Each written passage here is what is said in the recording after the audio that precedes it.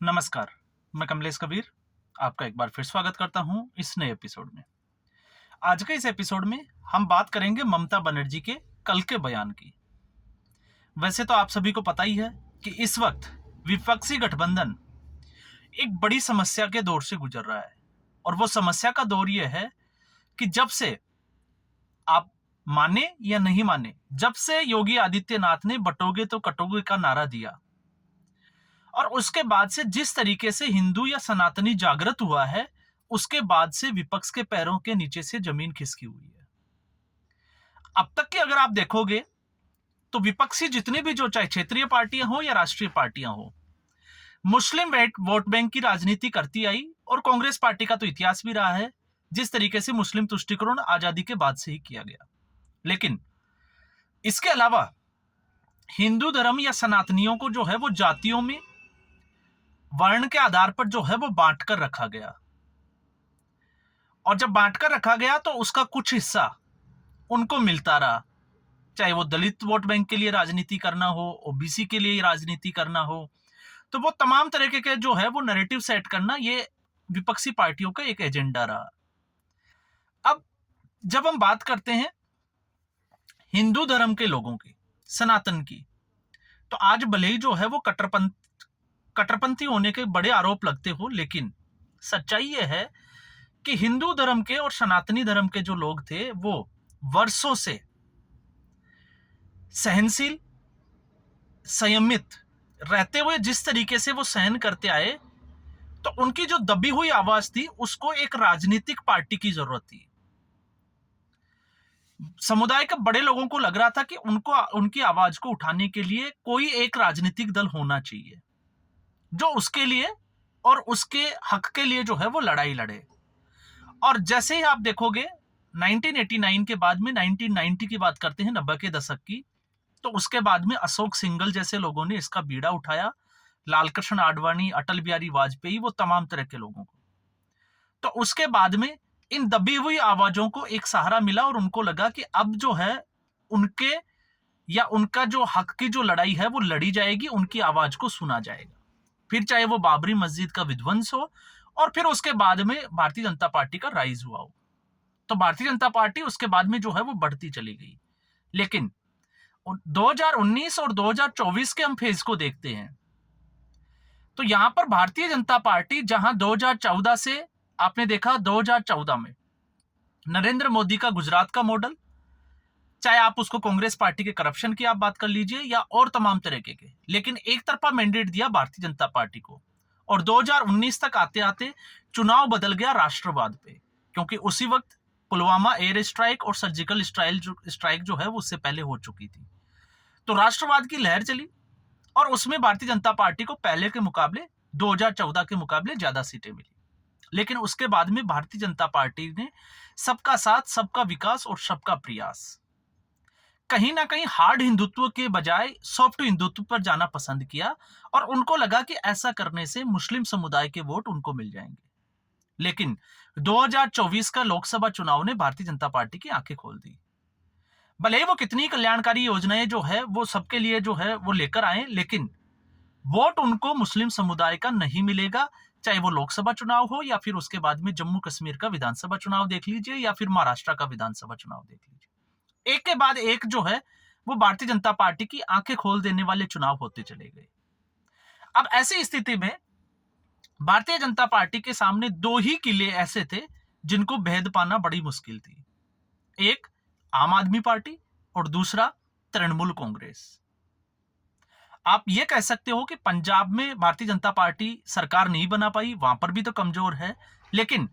पंजाब में जो दोनों पार्टियां हैं, आम आदमी पार्टी उसकी सरकार है जिसको भारतीय जनता पार्टी हरा चुकी है, और कांग्रेस पार्टी की सरकार, तो कांग्रेस पार्टी को भी भारतीय जनता पार्टी लगातार जो है वो पटकनी देती आई है। तो अब उस तिलिस्म में अगर हम देखें तो फिर आता है वेस्ट बंगाल का नंबर। और आपने देखा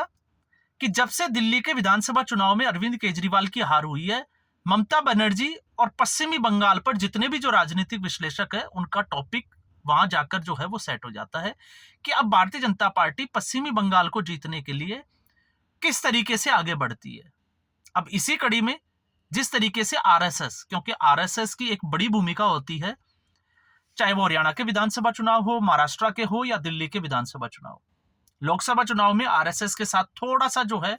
वो आपने देखा होगा मतभेद का मामला सामने आ गया था, लेकिन उसके बाद में जिस तरीके से आरएसएस ने 1 महीने पहले से हरियाणा के विधानसभा चुनाव में कमान संभाल ली थी और घर घर जाकर जो है वो लोगों को जागरूक किया था, ठीक महाराष्ट्र जो है वो आरएसएस का गढ़ रहा है और फिर दिल्ली में भी ठीक उसी तरीके की रणनीति आरएसएस ने अपनाई। तो इस संडे को, रविवार को, जो आरएसएस की मोहन भागवत जी की जो रैली हुई वो अपने आप में जो है वो आप समझ सकते हो कि वहां पर, क्योंकि 1 साल के बाद में अगले साल, या हम कहें कि अब ज्यादा समय जो है वो पश्चिमी बंगाल में भी बचा नहीं है। तो ऐसी स्थिति में पश्चिमी बंगाल की जो आबादी है, मैं इससे पहले एक वीडियो में बात भी कर चुका हूं कि 30% के आसपास जो है वो पूरे पश्चिमी बंगाल में, मैं पूरे प्रदेश की बात कर रहा हूं जहां पर मुस्लिम मतदाता है। और मुर्शिदाबाद, बहरामपुर, कुछ ऐसे जिले हैं जहां पर यह आबादी जो है वो 45 से 50% तक चली जाती है। तो ऐसी स्थिति में आपने देखा है इसी क्रोनोलॉजी का एक इफेक्ट मान लीजिए या प्रभाव कि लगातार जो है वो सनातन को अटैक किया जाता है। और ममता बनर्जी तो पहले ही कह चुकी है कि जो रोहिंग्या हैं उनके हक के लिए वो लड़ाई लड़ेगी क्योंकि बांग्लादेश पड़ोसी देश है, बॉर्डर स्टेट है। तो ऐसी स्थिति में यह समस्या जो है वो आम है, लेकिन धीरे धीरे इन लोगों ने वहां पर कब्जा कर लिया, इससे भी हम जो है वो मुकर नहीं सकते। तो यहां पर अब तक ममता बनर्जी ने जिस तरीके से राजनीति की है, तो आप देखोगे अरविंद केजरीवाल के सिमिलरिटी के साथ ही जो है वो कुछ समानताएं आपको नजर आएगी। फिर चाहे वो अरविंद केजरीवाल का अहंकार में बोलना हो, ठीक वैसी ही लैंग्वेज जो है ममता बनर्जी की है। इसके अलावा विधानसभा का इस्तेमाल जो है वो दुरुपयोग करना, तो ममता बनर्जी भी जो है वो आप देखा होगा जब उनके एक भ्रष्टाचार के मामले में पुलिस के बड़े अधिकारी को जब एजेंसी, राष्ट्रीय एजेंसी जब गिरफ्तार करने गई तो ममता बनर्जी धरने पर बैठ गई। तो ये सारा कुछ जो है वो दिखाता है कि केंद्र सरकार के साथ किस तरीके से टकराव पैदा किया जाए। लेकिन हम इससे भी जो है वो मना नहीं कर सकते, मुकर नहीं सकते कि ममता बनर्जी जिस संघर्ष से निकल के आई है, क्योंकि कांग्रेस पार्टी से निकल के आई है 1999 के बाद में जो है वो अलग हुई, लेकिन सड़कों पर जिस तरीके से ममता बनर्जी ने संघर्ष किया है वो अरविंद केजरीवाल ने नहीं देखा था। ये यहां पर जो है वो थोड़ा सा दोनों में फर्क है। लेकिन जिस तरीके से ममता बनर्जी ने महाकुंभ को मृत्यु कुंभ कह दिया, तो आप सोच के देखिए महाकुंभ जो लगभग दावा किया जा रहा है कि 54 करोड़ के आसपास लोगों ने अब तक स्नान कर लिया, तो मैं कहता हूं 40 से 45 करोड़ लोगों ने भी अगर स्नान किया तो यह आंकड़ा बहुत बड़ा हो जाता है। और पहले का जो है अर्धकुंभ हो चाहे कुंभ हो, उन दोनों को अगर आप देखते हो तो दोनों की स्थिति में इस बार जो है जहां पर 1000-2000 एकड़ में कुंभ का स्नान हुआ करता था, एक एरिया जो है वो रिजर्व किया जाता था, इस बार उत्तर प्रदेश की सरकार ने इसके लिए 10,000 एकड़ जो भूभाग है उसको संरक्षित किया गया था कुंभ के लिए। तो आप समझ सकते हैं कि ये कितना बड़ा आयोजन था, और इतने बड़े आयोजन में इस तरीके की घटनाएं, और ये घटनाएं ऐसा नहीं है कि यहीं पे है, हर जगह आपने देखा होगा कि ऐसी खबरें जो है वो आती रहती है। तो ये हृदय विदारक घटना थी, लेकिन जिसको कहते हैं ना कि विपक्ष की राजनीति हो या दरबारी पत्रकार जो है वो लगातार गिद्ध की जैसी नजर बनाए हुए थे कि ऐसी कोई घटना हो जिसका राजनीतिक लाभ लिया जाए और एक नैरेटिव सेट किया जाए नरेंद्र मोदी और योगी के खिलाफ। तो वही जो है उसी की भाषा को आप आगे बढ़ाते हुए ममता बनर्जी ने जो कहा वो उसी का एक उदाहरण है, क्योंकि इससे पहले ही इस बात का संदेशा जो है वो पहले ही हो गया था जब शुभेंदु अधिकारी और उनके साथ 3 विधायकों ने मिलकर जिस तरीके से विधानसभा में हंगामा किया था और फिर उसके बाद वॉकआउट कर दिया गया था, तो उनको 30 दिन के लिए निलंबित कर दिया गया। और मामला क्या था? मामला यह था कि एक लॉ कॉलेज में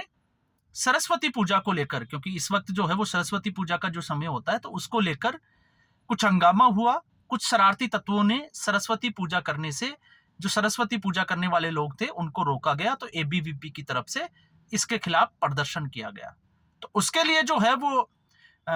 विधानसभा के पटल के ऊपर बहस चाहती थी भारतीय जनता पार्टी। शुभेंदु अधिकारी जो है वो चीज देख रहे थे और वहां पर जो कुछ हुआ उसके बाद में उनको निलंबित कर दिया। तो यहीं से अंदाजा हो गया था कि ममता बनर्जी अब सीधे जो है वो टकराव के मूड में है।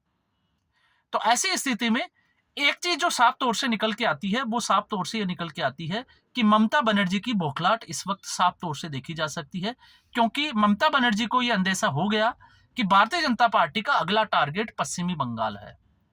और पश्चिमी बंगाल जीतने के लिए इस बार भारतीय जनता पार्टी पहले जो गलतियां की थी वो गलतियां इस बार नहीं दोहराएगी। अब आप कहोगे कि पहले कौन सी गलतियां थी, तो पहले जिस तरीके से 2019 में जब राष्ट्रवाद की मैं बात कर रहा हूं, राष्ट्रवाद की लहर चली, तो लोकसभा में सीटें जो है वो अच्छी खासी मिल गई, लेकिन अगली बार विधानसभा में लग रहा था कि भारतीय जनता पार्टी कड़ी टक्कर देगी, लेकिन उसकी सीटें कम हो गई। और वजह क्या थी? वजह यह थी कि आज भी भारतीय जनता पार्टी का जो कार्यकर्ता है, क्योंकि ऐसे बहुत सारे मौके आए जब राजनीतिक विश्लेषक और नेशनल मीडिया को एक मौका मिला कि पश्चिमी बंगाल में राष्ट्रपति शासन लगा दिया जाना चाहिए, लेकिन इसके बावजूद पश्चिमी बंगाल में राष्ट्रपति शासन नहीं लगा।